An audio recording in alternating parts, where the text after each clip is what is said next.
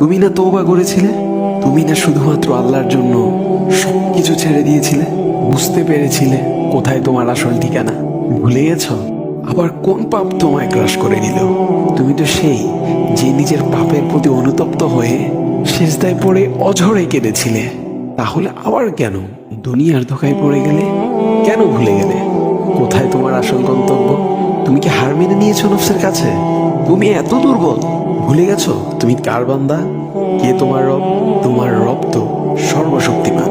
সর্বশক্তিমানের বান্দা আবার কখনো দুর্বল হয় নাকি? মৃত্যু পর্যন্ত লড়ে যাও তুমি। শয়তানকে দেখিয়ে দাও তোমার ইমানের পাওয়ার।